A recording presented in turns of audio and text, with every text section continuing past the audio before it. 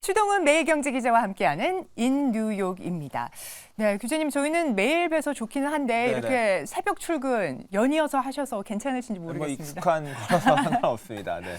네, 다음 주면 이제 12월 FOMC를 앞두고 있습니다. 맞습니다. 시장에서는요, 이 금리 동결 전망 확고하다 못해서 이제는 금리 인하 시기를 두고서 좀 김칫국을 마시는 것 아니냐 하는 이야기들이 들려오고 있는데요.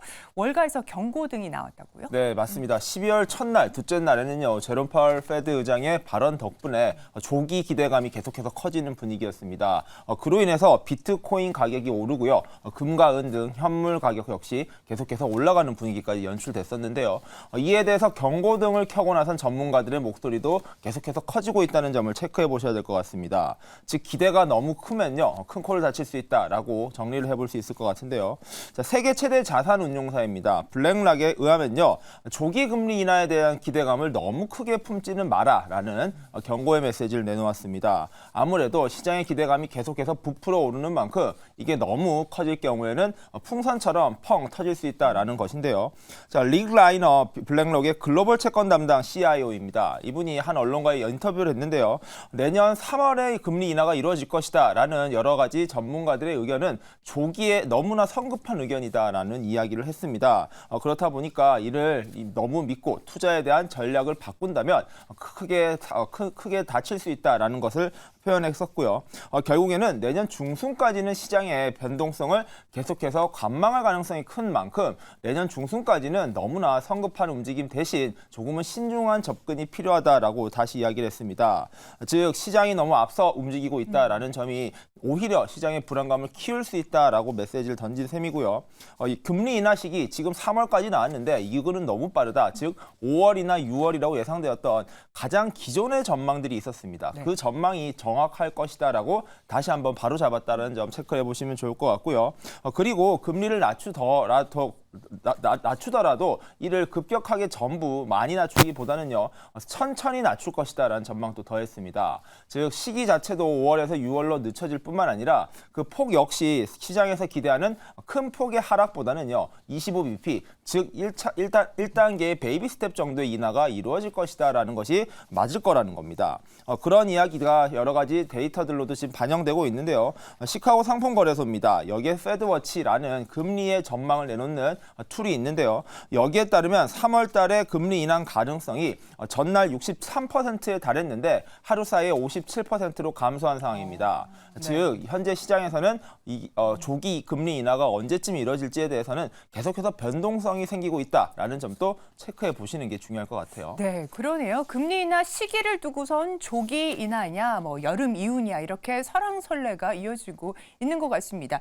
시기뿐만이 아니라 염두를 해둬야 될 것이 왜 그러면 금리 인하를 하게 됐느냐, 그 배경에도 사실은 좀 주목이 되는데 만약 그것이 경기가 부러져서라면은 그것은 어떻게 보면 증시에 더 안 좋을 것 같거든요. 어떤 이야기들 나오고 있을까요? 네, 맞습니다. 사실 금리를 올렸던 이유부터 살펴보면은 인플레이션과 여러 가지 고용 지표들이 불안정했기 때문에 이를 바로잡기 위한 조치였고요. 현재는 금리 그리고 인플레이션 지수가 어느 정도 잡혀가고 있고 시장의 고용 상황도 안정화되고 있습니다.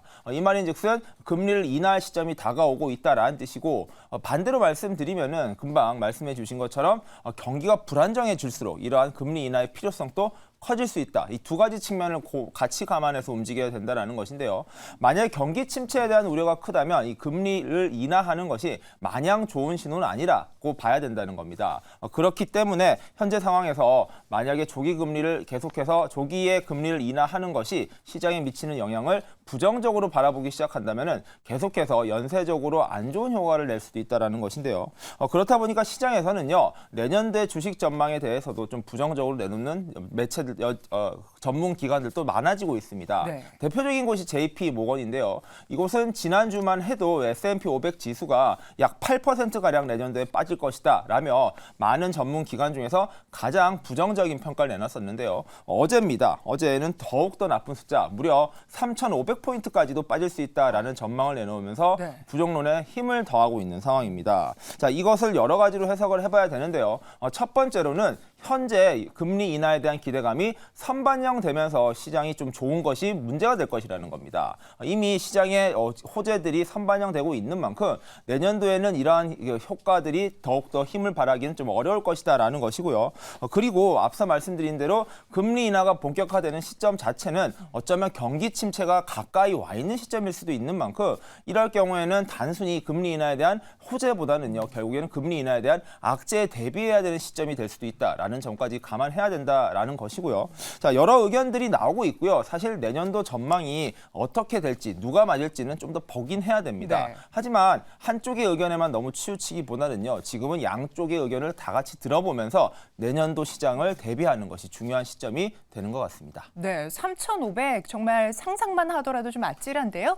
뉴욕 증시 이렇게 한 차례 롤러코스터를 타고 2025년에 점진적인 상승에 나설지 아니면은 2024년 내년에 피벗에 따른 랠리 바로 보여줄 수 있을지는 한번 지켜봐야겠습니다. 다음 소식 한번 확인해 볼 텐데요. 마크 저커버거가 이 메타 주식을 대량 매각했다고요? 네, 맞습니다. 이 마크 저커버거 지금 환하게 웃고 있는데요. 이 네. 사람은 이제 메타, 기존의 회사 이름은 페이스북이었죠. 이 페이스북을 창업해서 실리콘밸리에서 스타로 떠오른 CEO입니다. 자, 말 그대로 대주주고요. 창업자이면서 현재 CEO 역할을 맡고 있는 사람인데 사실 기업 입장에서는 이 CEO 또는 대주주의 주식을 매도하는 뉴스는 긍정적인 뉴스로 평가받지는 않습니다. 그렇다 보니까 저커버거가 또 대규모로 주식을 내다 팔았다라는 점을 어떻게 해석해야 되느냐를 놓고 전문가들의 관심이 커지고 있는데요. 자, 먼저 규모를 살펴보시면 약 한국 돈으로 2,400억 원 규모입니다. 달러로는 1억 8,500만 달러고요. 주식 수는 68만 2천 주입니다. 그리고 이 마크 저커버거는 사실 매년 이 메타의 주식을 조금씩 팔아왔었는데요. 참고를 해봐야 될 모델이 이제 빌 게이츠가 만들었던 빌 앤 멜린다 게이츠 재단이 네. 있습니다. 그 재단 같은 경우에는 자산이 많았던 빌 게이츠 부부가 여러 가지 돈을 모아서요, 이를 기금화해서 여러 가지 자선 활동들 그리고 뭐 에이즈 등 여러 가지 질병 퇴치를 위해서 쓰여 왔는데요. 사실 이 마크 저커버거도 비슷한 생각을 가지고 있는 것 같습니다. 이제 와이프 이름이 첸인데 그래서 첸 마크 저커버거 재단을 만들어서 현재 재단을 운영해 오고 있습니다. 자, 2년 만에 주식을 매각했습니다. 그 이유도 있는데요. 사실 작년도에 메타의 주식이 매우 안 좋았습니다. 네. 다른 빅테크 기업도 어려웠지만 이 메타의 전망은 더욱 어두웠었는데 그 이유 역시 이제 메타버스에 올인을 했으나 메타버스 산업 자체가 어려움을 겪으면서 메타의 주식도 많이 빠졌었던 것이죠. 자, 그러나 올해 반전이 일어났습니다. AI를 중심으로 해서요, 빅테크 그리고 미국 기업 전반적으로 훈풍이 불면서 메타 역시 큰 효과를 누렸는데 메타가 작년에 워낙 많이 빠졌다 보니까 올해 반등의 폭도 컸었다라고 볼 수 있고요. 엔비디아 다음으로 빅테크 기업 중에선 가장 많은 상승폭을 보였고 주가가 연초 대비 한 3배 이상 올랐습니다. 그 말인즉슨 주식을 매각하기에는 좋은 기회가 왔다라는 것이고 작년도에 주식 매각을 한 차례 쉬었었던 마크 저커버거가 2년 만에 다시 주식 매각에 나서면서 그 이유 그리고 이 돈들을 어디에 쓰기 위해서 팔았냐에 대해서도 관심은 커지고 있다는 점도 체크해 보시면 좋을 것 같아요. 네, 마크 저커버그의 메타 주식 매도. 내부자의 주식 매도는 사실은 시장에서는 부정적인 시그널로 보고 있는데 어떻게 받아들이는지도 좀 궁금하고 어제죠, 엔비디아 경영진의 매도 계획, 주식 매도 계획도 이렇게 나오면서 시장에서는 조금 이게 고점 신호인가 이런 이야기들이 들려오고 있는 것 같습니다. 어떻게 보십니까? 네, 맞습니다. 사실 CEO들 그리고 대주주들의 주식 매도가 올해 조금 이어지고 있는 상황입니다. 대표적으로요, 애플의 CEO죠. 팀 쿡 같은 경우에도 주식을 최근에 많이 팔았었고요. 제프 베이조스죠. 바로 아마존의 창업자 역시 아마존 주식을 많이 팔면서 현재 시장이 어쩌면 주식의 고점을 보여준다라는 시그널이 아니냐라는 이야기가 나오고 있는데요.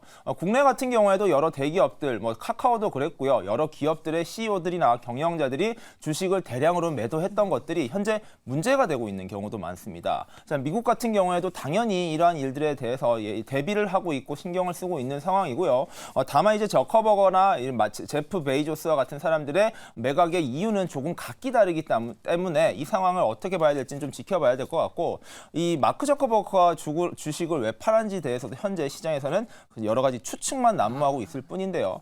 저커버거의 행보를 좀 지켜보시면 그의 매각 이후에 어떤 스탠스를 취할지 등도 같이 좀 살펴보시는 것이 좋을 것 같습니다.